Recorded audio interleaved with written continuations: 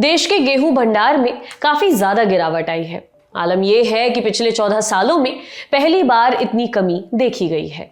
भारतीय खाद्य निगम यानी एफसीआई के आंकड़ों के मुताबिक 1 जून तक सेंट्रल पूल में कुल 311.4 लाख टन गेहूं का स्टॉक बचा हुआ था। इससे पहले साल 2008 में 1 जून तक गेहूं का स्टॉक गिरकर 241.2 लाख टन पहुंच गया था। पिछले साल 1 जून को सेंट्रल पूल में 602.9 लाख टन गेहूं पड़ा हुआ था, जो कि मौजूदा स्थिति के मुकाबले 48% अधिक था। इससे पहले इसी तारीख को साल 2020 में सेंट्रल पूल में 558.3 लाख टन, साल 2019 में 465.6 लाख टन, साल 2018 में 437.5 लाख टन और साल 2017 में 334.4 लाख टन गेहूं का स्टॉक बचा हुआ था। हालांकि भले ही देश के गेहूं स्टॉक में कमी आई है, लेकिन फिर भी ये बफर स्टॉक से ज्यादा है। नियम के मुताबिक बफर स्टॉक को बनाए रखने के लिए 1 अप्रैल तक 44.6 लाख टन गेहूं का स्टॉक होना चाहिए। इसके अलावा इसकी मात्रा 1 जुलाई को 245.8 लाख टन, 1 अक्टूबर को 175.2 लाख टन और 1 जनवरी 108 लाख टन होनी चाहिए। साथ ही साथ इन सभी 4 तारीखों पर 30 लाख टन के रणनीतिक भंडार को बनाए रखना जरूरी होता है। बफर स्टॉक खाद्यान्न की उस मात्रा को कहते हैं जो देश की सभी तरह की खाद्य जरूरतों को पूरा करने के लिए रखा जाता है। इसमें से एक हिस्से का इस्तेमाल सरकार द्वारा चलाई जा रही तमाम योजनाओं जैसे कि मिड डे मील, खाद्य सुरक्षा योजना के तहत राशन की जरूरतों को पूरा करने के लिए किया जाता है। वहीं बफर स्टॉक का एक हिस्सा प्राकृतिक आपदा या उत्पादन में अचानक से आई किसी कमी को पूरा करने में इस्तेमाल किया जाता है। रणनीतिक भंडार इसलिए रखा जाता है ताकि रक्षा संबंधी खाद्य जरूरतों को पूरा किया जा सके।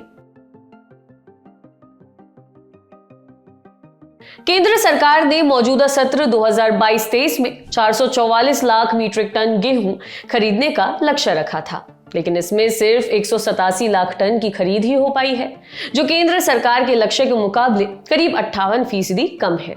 इतना ही नहीं, ये पिछले 15 सालों में सबसे कम सरकारी खरीद है। इससे पहले साल 2007 और 8 में सबसे कम यानी 111.3 लाख टन गेहूं की खरीद हुई थी। पिछले साल केंद्र सरकार ने 433.4 लाख टन गेहूं खरीदा था, जो कि अब तक का सर्वाधिक है।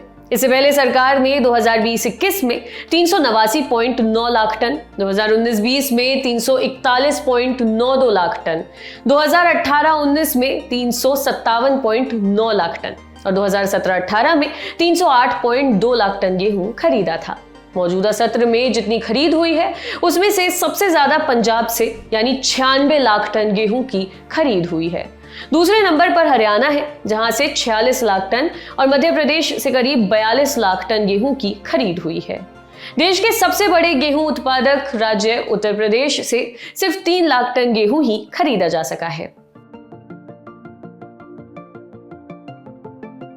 गेहूं के स्टॉक में गिरावट आने की एक बड़ी वजह उत्पादन में कमी बताई जा रही है। जानकारों का कहना है कि हीट वेव यानी कि लू के कारण इस बार गेहूं का उत्पादन कम हुआ है।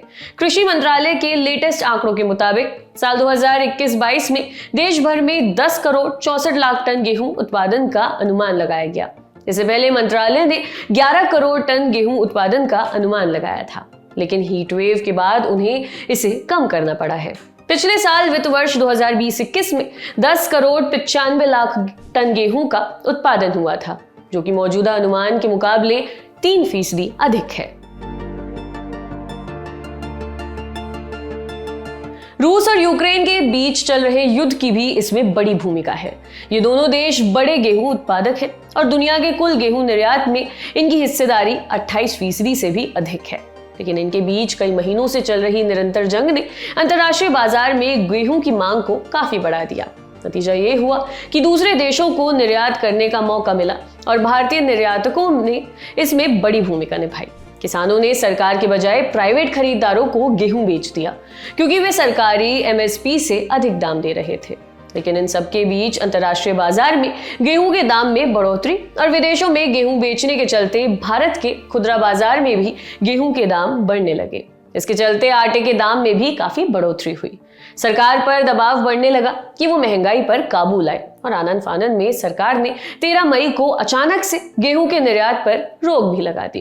केंद्र सरकार ने दलील दी कि इससे घरेलू बाजार में गेहूं की उपलब्धता में बढ़ोतरी होगी और इस तरह मूल्यों में कमी आएगी।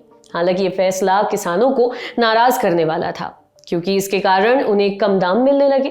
जब किसानों और किसान संगठनों ने नाराजगी जाहिर की तो केंद्र ने गेहूं की सरकारी खरीद की तारीख बढ़ाकर 31 मई 2022 कर दी, लेकिन इसके बावजूद पर्याप्त सरकारी खरीद नहीं हो पाई। वैसे भारत गेहूं का बहुत बड़ा निर्यातक नहीं है। पिछले वित्त वर्ष में भारत ने 75 लाख टन से अधिक गेहूं का रिकॉर्ड निर्यात किया था। गेहूं का कम उत्पादन होने, सरकारी खरीद में कमी आने और बाजार में बढ़ती कीमतों ने सरकार के लिए एक बड़ी चुनौती खड़ी कर दी है। वित्त वर्ष 2022-23 में सरकार के पास कुल 377.2 लाख टन गेहूं इकट्ठा हुआ है, जिसमें से 187 लाख टन गेहूं इस बार खरीदा गया है और करीब 190 लाख टन पिछले साल का बचा हुआ गेहूं है। सरकार को खाद्य सुरक्षा योजना, मिड डे मील योजना और अन्य रेगुलर कल्याणकारी योजना के तहत खाद्यान्न आपूर्ति के लिए करीब 260 लाख टन गेहूं की जरूरत होती है। इसकी तो पूर्ति हो जाएगी, लेकिन बड़ी चुनौती प्रधानमंत्री गरीब कल्याण योजना है, जो कोरोना महामारी के दौरान लाई गई थी। इसके तहत पिछले 2 सालों में सेंट्रल पूल से करीब 324 लाख टन गेहूं निकाला गया। इस योजना के तहत वित्त वर्ष 2020-21 में 103 लाख टन और 2021-22 में 199 लाख टन गेहूं निकाला गया था। इस तरह से ये साफ है कि मौजूदा स्टॉक में प्रधानमंत्री गरीब कल्याण योजना के लिए पर्याप्त गेहूं नहीं है। यही वजह है कि सरकार ने इस साल अप्रैल से सितंबर तक इस योजना के तहत आवंटन को 109 लाख टन से घटाकर 54 लाख टन कर दिया है। लेकिन अगर मौजूदा भंडार को देखें तो इस जरूरत को भी पूरा करना आसान नहीं है।